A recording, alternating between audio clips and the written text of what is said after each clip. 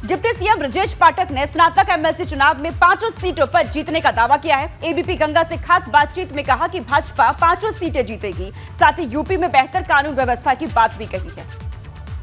चुनाव के नतीजे भी आज सामने आ गए। सभी सीटों पर हम लोग चुनाव जीतेंगे। 5 जो हमारी विधान परिषद की सीटें हैं, शिक्षक और स्नातक में हम प्रचंड बहुमत से चुनाव जीतेंगे। सर, एक आंकड़े जारी हुए एसटीएफ की कार्रवाई को लेकर अपराधियों पर पिछले 6 साल के का। उत्तर प्रदेश में कोई सक्रिय संगठित माफिया गिरोह नहीं है।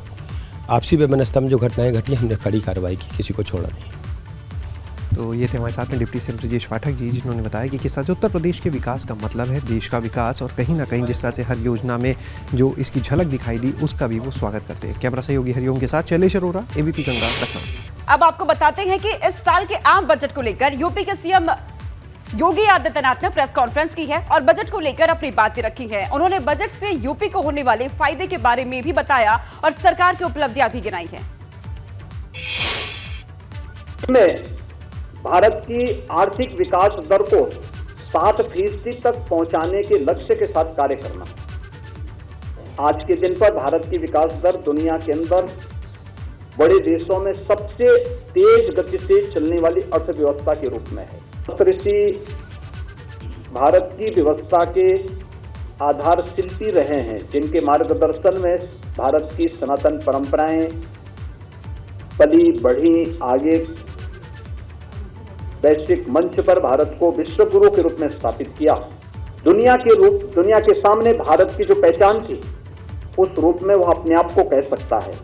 और इसलिए इस पूरे बजट के अंदर अगर आप देखेंगे तो सबसे महत्वपूर्ण बात है कि अगले 25 वर्ष का विजन इस पूरे बजट में छुपा हुआ है। दूसरा, ईज ऑफ लिविंग को और आसान बनाना, इस दिशा में भी अच्छे प्रयास में इस पर जोर देने का कार्य हुआ है। इस बजट में देश के अंदर अगर उस स्कीम के अंतर्गत आप देखेंगे, पूरे देश के अंदर 157 नए मेडिकल कॉलेज बने थे। उत्तर प्रदेश को 28 मेडिकल कॉलेज मिले। 28 मेडिकल कॉलेज और कुछ राज्य शासन ने अपने स्तर पर बना रही थी। इन सब को लेकर के लगभग हम लोग पिछले 6 वर्ष के अंदर प्रदेश के अंदर हम लोगों ने लगभग 35 मेडिकल कॉलेजेस से हम कार्य कर रहे हैं। खेती किसानी के क्षेत्र में आप देखेंगे तो विषमुक्त खेती के लिए प्राकृतिक खेती को बढ़ावा देने का कार्यक्रम, या भारत की प्राचीन उस पद्धति को जो आज 2023 का वर्ष मिलेट ईयर के रूप में भी घोषित हुआ है। देश दुनिया के अंदर अगर सर्वाधिक यूथ भारत के अंदर है, तो भारत के अंदर सबसे अधिक यूथ उत्तर प्रदेश के अंदर है। उस युवा के विकास के लिए, उसके कौशल विकास के लिए, उसे आधुनिक तकनीक से जोड़ने के लिए, उसे तकनीकी रूप से सक्षम बनाने के लिए क्या कुछ प्रयास होने हैं इस दिशा में।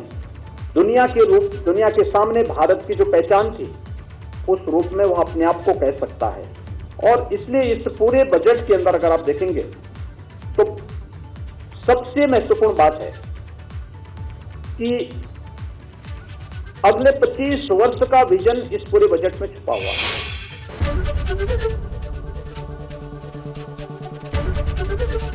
एबीपी गंगा, खबर आपकी, जुबान आपकी।